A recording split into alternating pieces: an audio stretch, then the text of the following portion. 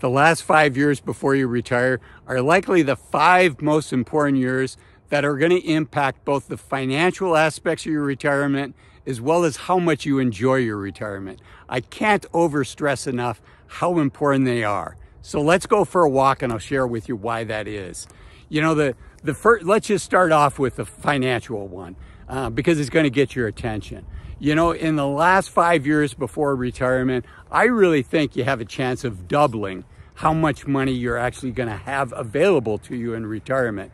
Let's say you've saved up $750,000 for retirement and you're 5 years away from retirement, right? Which probably means, you know, you're 55 or 60, somewhere in that range. So you've probably worked for 40 years and sacrificed a lot to build up that $750,000.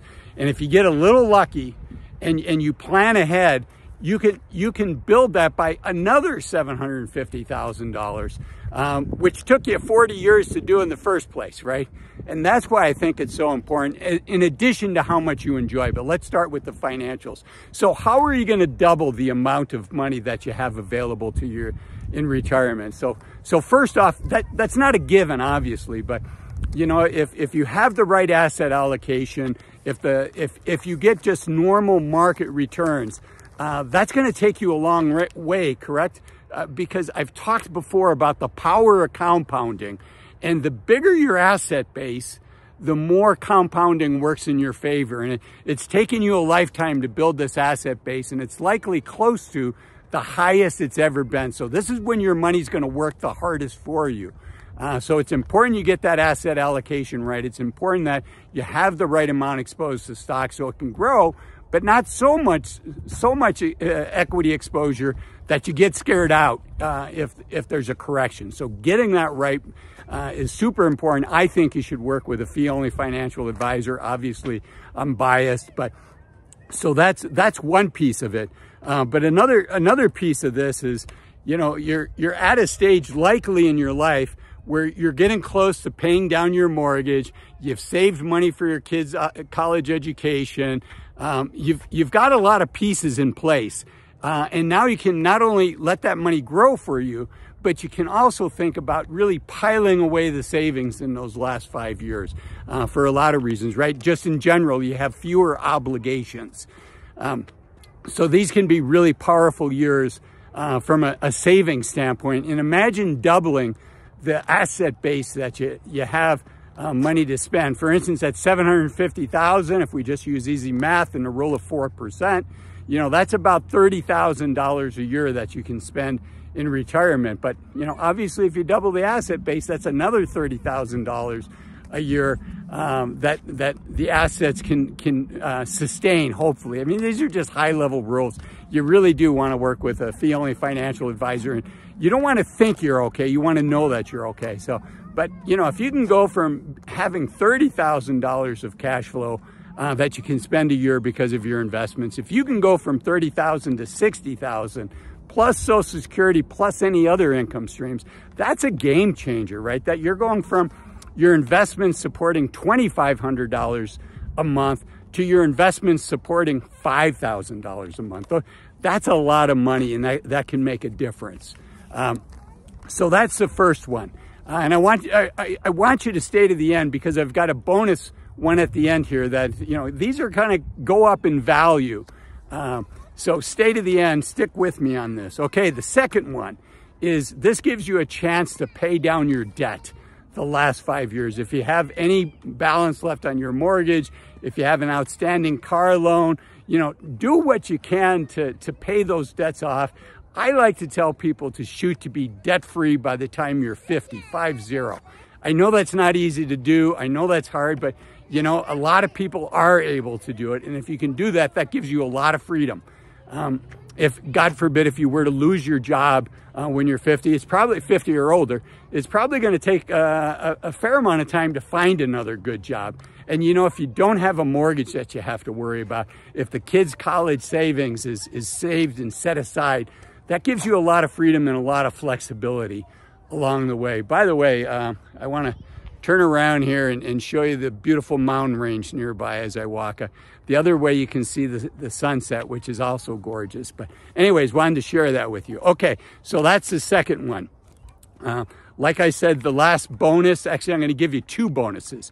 The last two bonuses are super important and are going to make a difference. And I promise you, one of them is going to make the difference between having an amazing retirement and having an okay or maybe a poor retirement. So stick around to the end.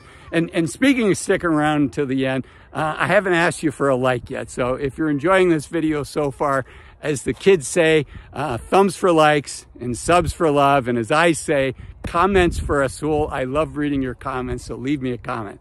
Okay, let's keep going. The third one is to actually practice retiring.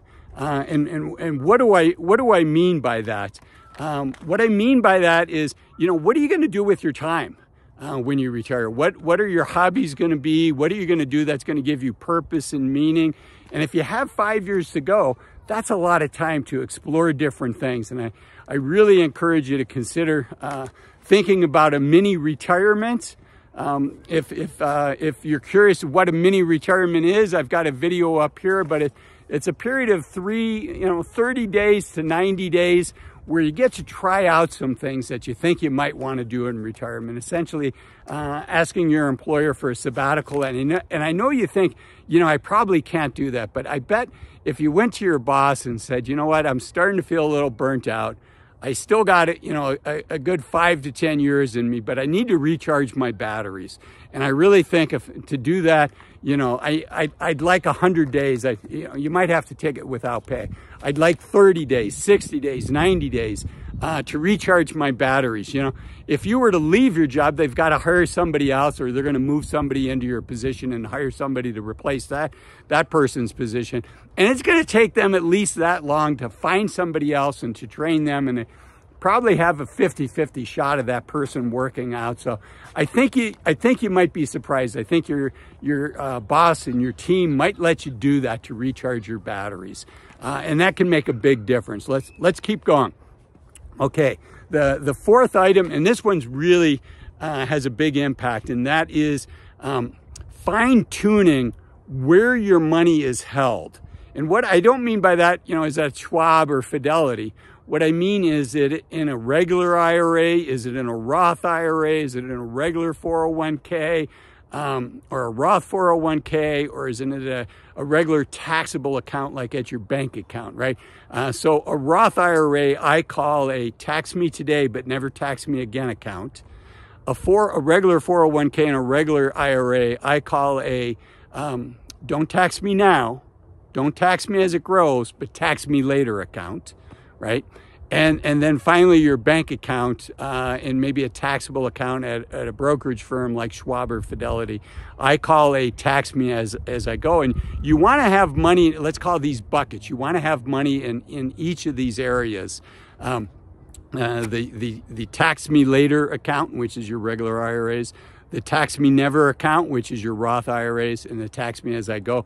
And the reason you want that is in retirement, you can then control your tax rate. If you need cash flows in retirement, which we are going to need, and it all comes from a regular 401k, a regular IRA, guess what? All that money is going to be taxable as you take it out. And that's going to impact how much your Social Security is taxable.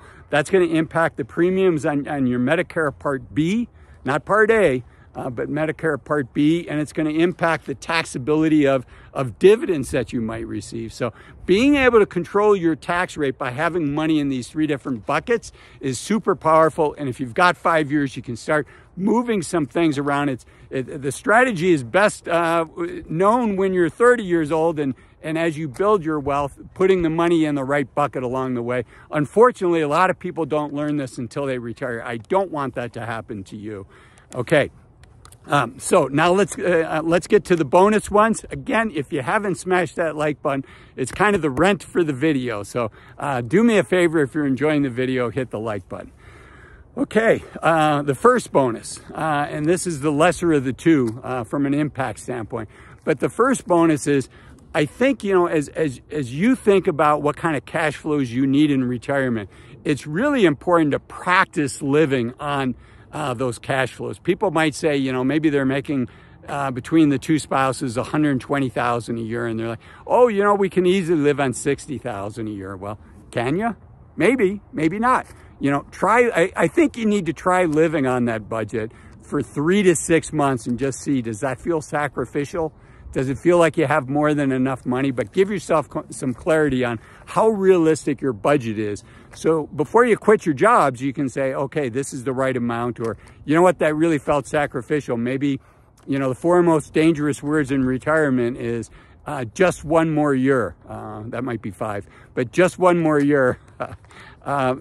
Because you can keep doing that to yourself. But, you know, if you feel like you need a little bit more money because you've lived on that and feel sacrificial, better to know that before you retire than later. And now the one that's the most important, and if you stay to the end, this is going to make a big difference in your life. And this isn't just YouTube rhetoric. I honestly feel this. The last 5 years, really focus on getting healthy. Get as healthy as you can. Learn to shop for healthy food. Learn to eat healthy food. There is an adjustment with your taste buds. I'm vegan. I did that for health reasons, not because, you know, I don't want to see, you know, not because of animal rights or anything like that. I did it for health reasons, and it took a little while to get there. So I want to encourage you to think about getting healthy. Work out as much as, not as much as you can, but, you know, have a dedicated program to work out 4, 5, 6 days a week. Try to eat in a healthy way. You know, the battle is won as much in the kitchen as it is in the gym. But if you're looking for a way to develop habits, if you've tried to do this in the past, an excellent book is called Atomic Habits by James Clear. And he talks about easy ways to build new habits. So I hope that book is helpful. And if you enjoyed this video, I know you're going to enjoy this video over here, which talks about how much the average retiree has to spend each year, what their average income is each year. And this video over here is my most popular video. It's 5 reasons to retire as soon as you can. Thanks for watching. I'm Azul. I'll see you soon. Bye-bye.